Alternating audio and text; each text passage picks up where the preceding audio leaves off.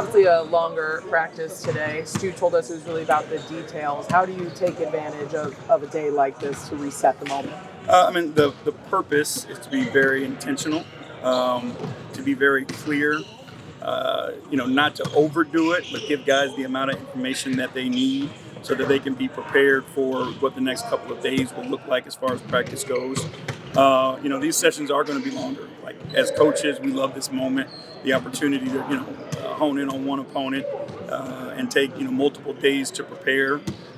Give a guys the opportunity, to learn how to study, learn how to prepare for these, series, ask questions, all those things. So we want to make sure we use our time wisely, but, dive in a little deeper. You said last week that you were hoping the Milwaukee 2 in a row got these guys, especially without playoff experience, in that playoff mentality. Do you think it worked? Yeah, I think we've had a couple of those situations where we've had Chicago back-to-back, Milwaukee back-to-back, where it gives you the opportunity to do those things.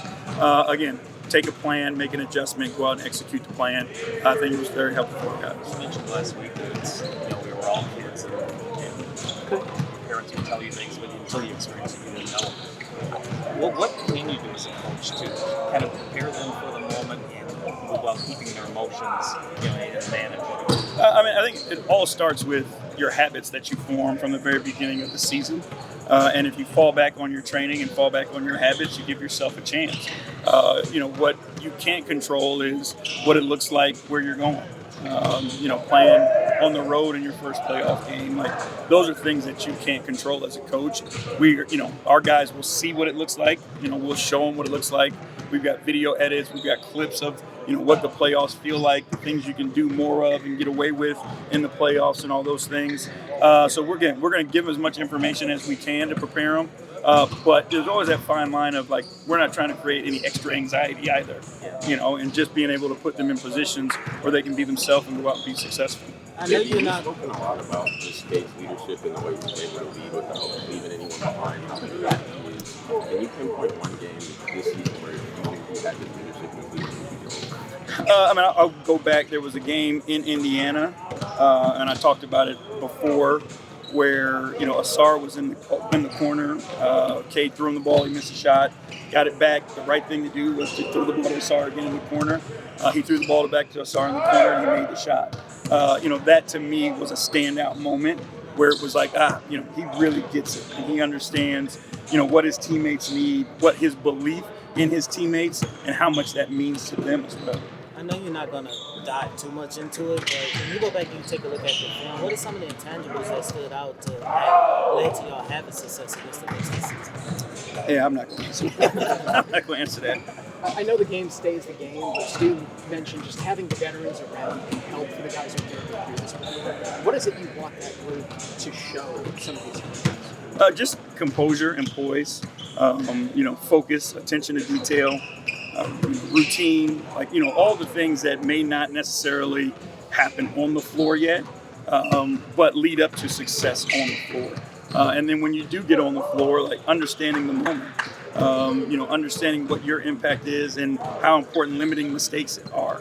And making sure that, those veteran guys are leading the way in those areas. Is it somewhat of a relief to you that the brand of ball you guys play here, you don't have to tell these guys, okay, now it's time to be grittier or have more fire, that they already have at least that element down? Yeah, no doubt. Again, it's, it was mindful, putting the plan in place to prepare yourself for the long haul. We genuinely believe that you have to be that way.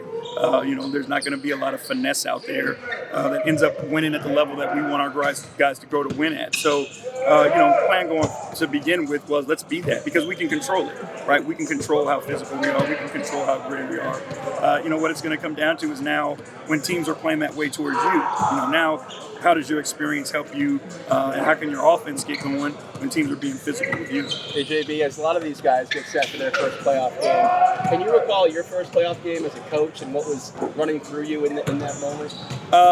My first playoff game as a head coach was when I took over in Houston, and it was in Oracle Arena versus the Warriors. And again, we had played them 2 years in a row before that, so you had an understanding of what it was going to be like, what it was going to feel like.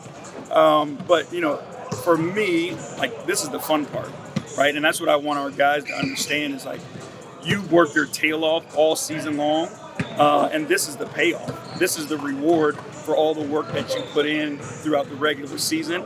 And if you are a competitor, there's no more competitive time. There's no more opportunity, to enjoy this level of competition than this time of year in the NBA. Were you nervous that night, or did that melt away pretty quickly? No, as the game no. went on? If you're prepared, you shouldn't be nervous. You've used this word a couple times already. Cade said you're in the city for long enough. That just kind of rubs off. I mean, why do you think that Detroit has that effect on the way this team plays? It's been that way as long as I can remember. Again, I grew up watching the Bad Boys play. You think about the city of Detroit, the people from Detroit. Nothing's ever easy, right? It's all hard earned, and it's a mindset of a workmanship mentality. And I think, again, we try our best to connect our guys to the fan base, and that's what our fans want to see. Is they want to see, a team that they can relate to, and that's what our guys are. Like what we do for our fans. There's no doubt about it. And so, when you want to reflect the image of this city, and you want to earn the respect of this town, like you have to be that way. And I think our guys have bought into that. JD, is this an important step for Cade to start getting the treatment or respect or whatever you want to call it as a star in this league, which maybe he hasn't been doing? Again, all that stuff comes with winning, right? And you can be as talented as you want to be and as good as you want to be, but if you don't impact winning, you're not going to get the recognition that you probably deserve or want. And I think what Cade has shown this year is that he impacts winning in a high way. He's an all-NBA player in my mind for sure. And those players don't come on teams that don't win basketball games. I know what Cade wants to be and what he aims to be. And those players that are at that level, they win. And that's why, I think he deserves everything that he's gotten. And I know how hungry he is, and he's pushing for more. Jamie, obviously the playoffs are a different game, but how do you prepare your guys to slow down guys like Brunson and can't open the first of all series? Again, you have to be resilient. And the mindset is you got to go out and keep doing the same thing over and over again. That's the best part about it is like they're not going to change. You know what your opponent's going to do. You know what their strengths are. You know what their weaknesses are. It's not always easy to get these great players to their weaknesses, but you have to show some resolve. They're going to have a night where they score a bunch, but you can't quit. You can't back down. So again, study the film, understand who they are, what they're trying to get to, and then do your best to over and over again try to get them to their weaknesses.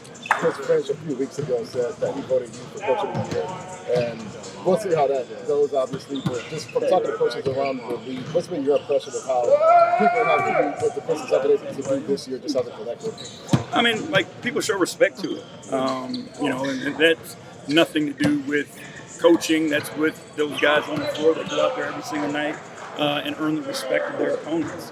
And again, that's what all this comes down to is you're aiming for the respect of your peers.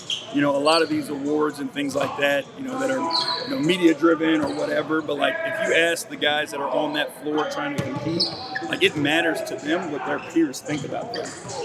And when they earn that respect is when you made it. And that's what this is all about for these guys.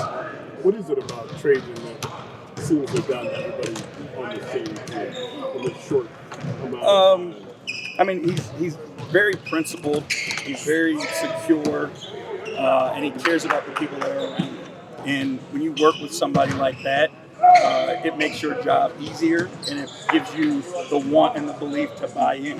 And that's what he's created, is a place where, the environment is awesome.